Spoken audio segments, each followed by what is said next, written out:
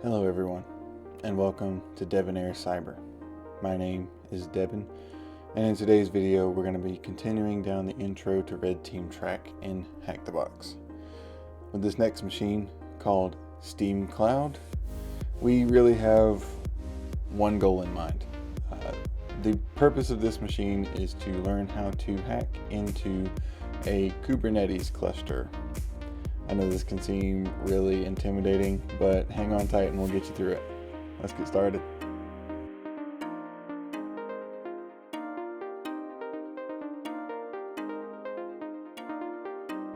Okay, and with all that, I think we are ready to get started here. We have our machine pulled up, SteamCloud.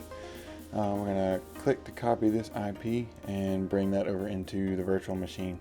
First thing we need to do though is make sure we have connectivity with the environment. So I'm going to cd into my hackbox and VPN directories and sudo open VPN and hit my lab OVPN file. If you haven't already, you can download yours from Hack the Box. And I'm going to click that, and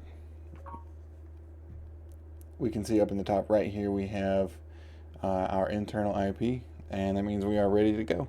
So I'll open up a new terminal here, cd out of this, and we're going to make a directory structure for this box in particular. So we're going to make sure use the P flag to specify multiple directories, SteamCloud and Nmap, and we'll move into those.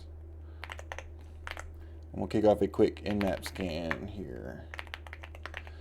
All ports. I'm going to use the T4 flag to speed this up a little bit, and we will paste in that IP. I'm going to let this run. Alright, that Nmap scan came back pretty quickly. We have a handful of ports open here. Nothing that really screams what exactly is going on here. We have like an 8443, which is an alternate for HTTPS. But that, and SSH obviously, but those are the only two things that I would really say are recognizable, and those are all about context. So what I really want to do here is dive a little bit further into these ports, kick off another Nmap scan, and we're going to take a closer look at the ports that came back.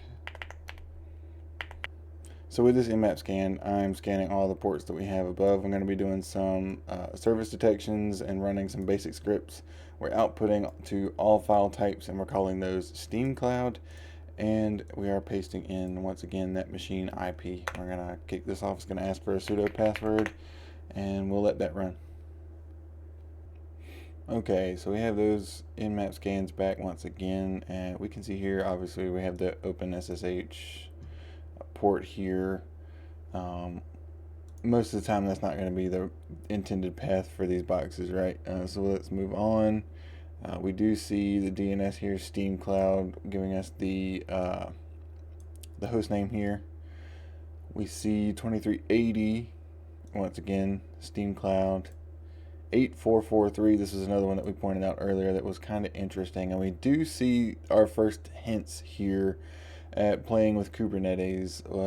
Kubernetes default service cluster local from the DNS is our first really big, hey, here's what's going on here kind of output, right?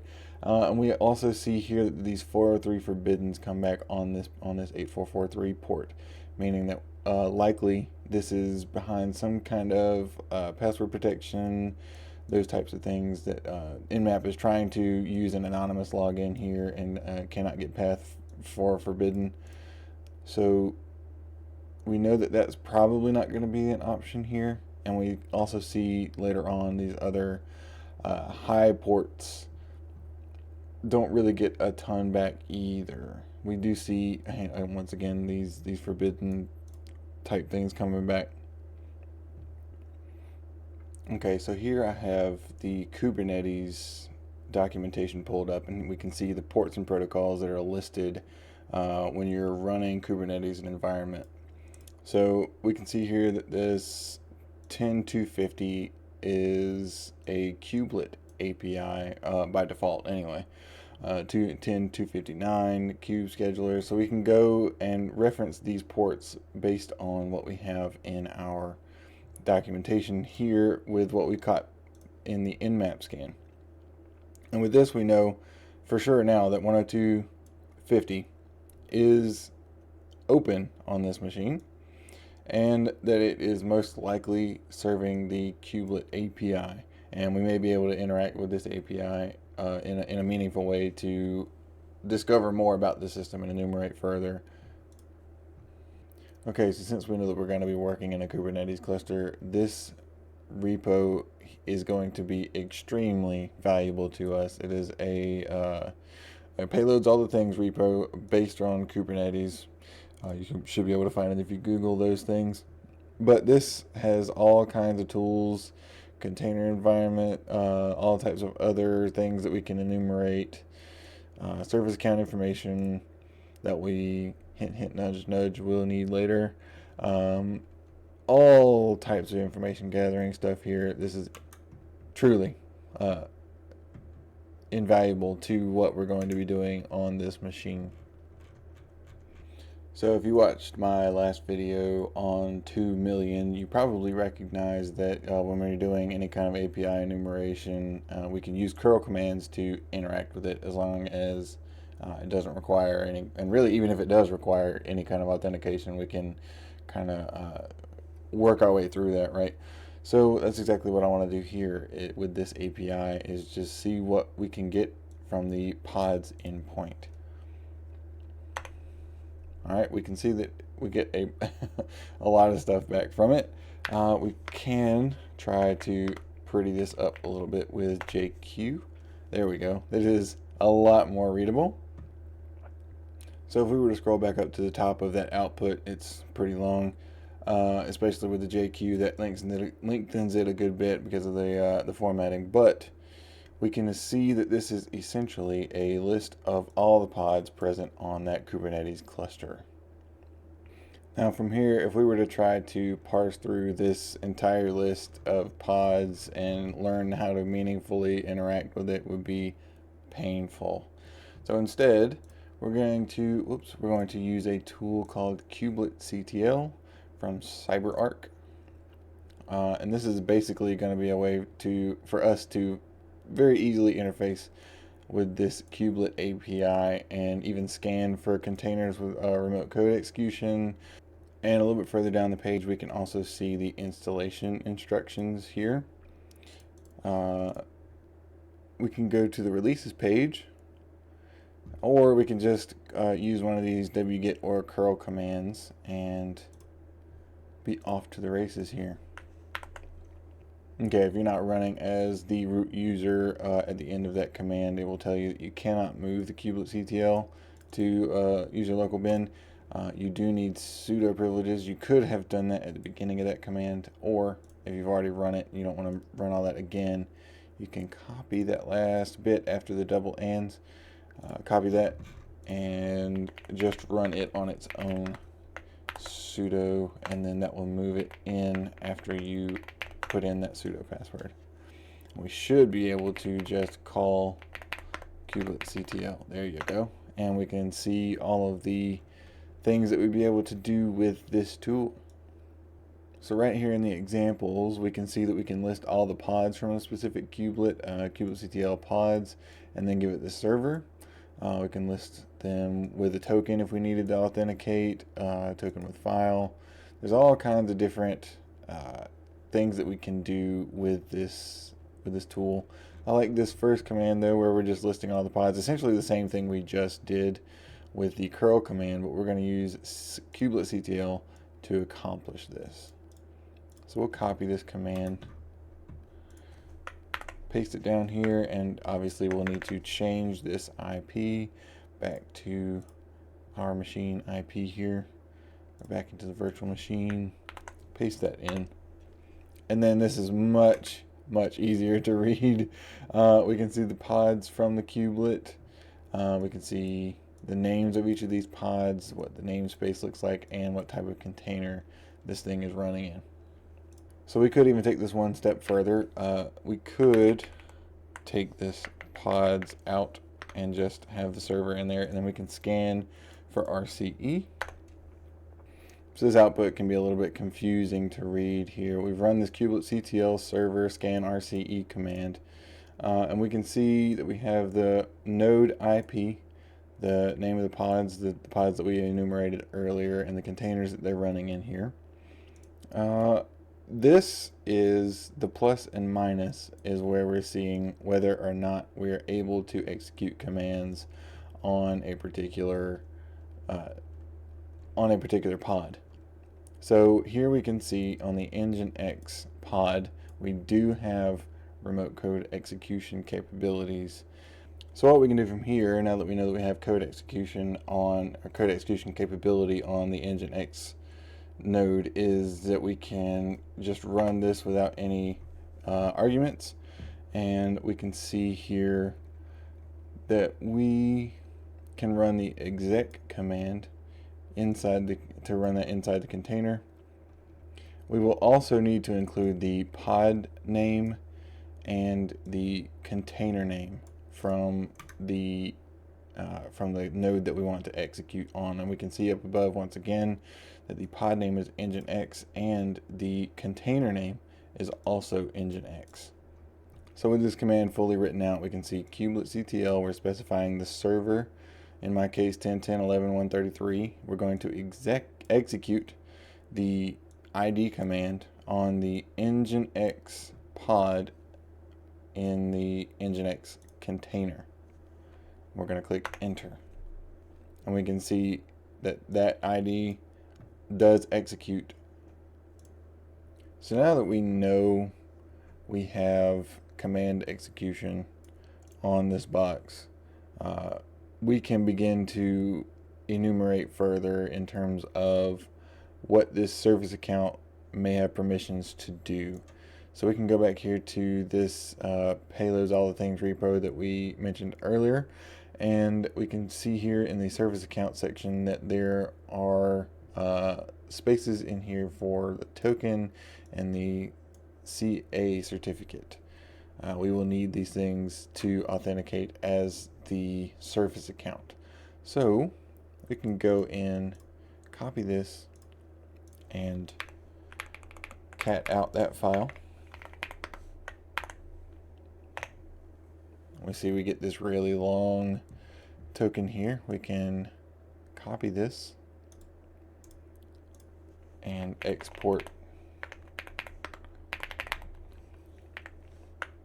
paste that back in there. Cool. And now we should just be able to echo just as a sanity check, echo token, and we can see that that is what that variable is holding. And we can come back in here now and grab the CA certificate from that box. We'll just cat that out as well.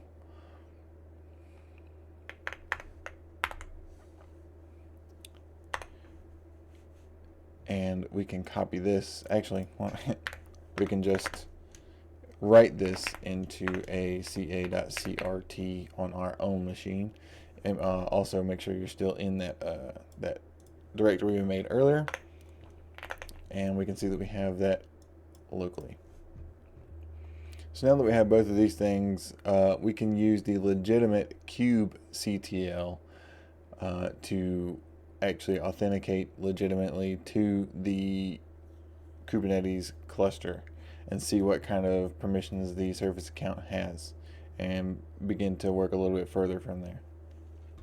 So in order for us to go and get those tools, we need to run the sudo apt install kubectl, and that will go out to the Calais repo and get the real kubectl instead of the kubelet CTL like the one we've been using. Once we have that downloaded, we can just kubectl and run that without any options to see what the help menu looks like. We know that we'll have to enter the CA certificate that we have downloaded as well as the token, and that in this case where we want to get pods, So we can use the kubectl options command to list out the options that can be passed to any command. And the ones that we need here are the certificate authority, so that we can insert that certificate file that we downloaded, as well as token, bearer token for authentication to the API server. So certificate authority and token are the ones that we'll need to get to do the get pods command. And we can see the help option for it. If we do kubectl get and then -- help, you can see all kind of examples for how to do all kinds of different things with that. So our command is going to look like this: kubectl. We can see the token that we have saved as a variable. We have the certificate authority, the ca.cert that we saved earlier, the server, and we're going to go into that HTTPS 10.10.11.133 in my case, and 8.4.4.3 is going to be the API we're using this time instead of the 10.2.50. This one is the one that we were not able to authenticate to earlier, but now we have again that token and certificate that allows us to do that. We're going to run the get pods command at the end of that, and we can see that this does indeed run successfully. In order for us to check our permissions on this service account, though, we will need to use the auth option, and we can see here in the help menu we have available commands here. Can I check whether an action is allowed? And we can actually just list these out with the --list command here. And we have this whole list of permissions that are available to the service account. We can see in this list of permissions here that we have under the pods resource the get, create, and list permissions. If we come back over to this payloads all the things repo, we can see a little bit further down that if we can create a pod, then we can create a malicious pod YAML file. We will need to modify this. This is going for a command execution and all this stuff. What we really need is the ability to clone the file system from the existing cluster so that we can read it and we can get our flags out of it. Okay, so after all of our modifications, we can see here that we have this f.yaml file. We have API version, kind, pod, metadata. This is where we begin to change things from the template that was in the other repo. Name.nginx, nginxt. We want to be a little bit stealthy here and name it similar to what is already existing. We need to use the default namespace because that's what's already present, as well as the nginx 1.14.2 is also present. We don't know if we're going to be able to go to the internet and download any new images, so this is the one we have to use because we know it's there. The volume mounts. We know that we want to mount the root directory of the existing file system, and we want to mount that to the root of the file system on the pod that we are creating. So we can use this f.yaml file to create a new pod, and we are going to use the kubectl to do that. Alright, in this kubectl command we can see that we have the token that is going to be equal to the token that we exported earlier. We have the certificate ca.cert that we pulled from the pod earlier as well. These are going to be our authentication pieces, and we're going to specify this server HTTPS 10.10.11.133 in my case, and we're going to be on the 8.4.4.3 API instead of the 10.2.50, and we need to apply this f.yaml file that we just created. And hopefully this will actually successfully create the pod. We can see that it is created, and we can come back here again and with our same authentication just say get pods, and we can confirm yes, in fact our nginx pod is running, and it's been running for 10 seconds. So now that we know that our NGINX pod is running, we can simply go back to kubelet specify the server exec bash from our NGINX pod. And we should get a shell here. And we'll see, we can cd into root. And we can see that we have the existing file system. This is the file system that is actually from the original pod, from the the NGINX pod. So then we can cd into root as well. And we can see here we have the root flag. And then if we go back out of that one, we can see that we have the home user, and then we have the user.txt here. And with that, I think that is going to wrap up today's video. This one is interesting for sure. This was my first introduction to Kubernetes clusters and dealing with all of that infrastructure. There are lots of videos on YouTube if you want to dig more into the infrastructure of Kubernetes and how all this kind of works. This is kind of like a quick and dirty, this is how you get through the box for sure, but there's a lot more to understand about Kubernetes and how all of this stuff actually works, right? But I do think this is a fun and interesting way to learn, get a hands-on experience with Kubernetes and learn some security vulnerabilities that exist in that system. And as always, if you're enjoying the content here, please don't forget to like and subscribe. We'll see you in the next one.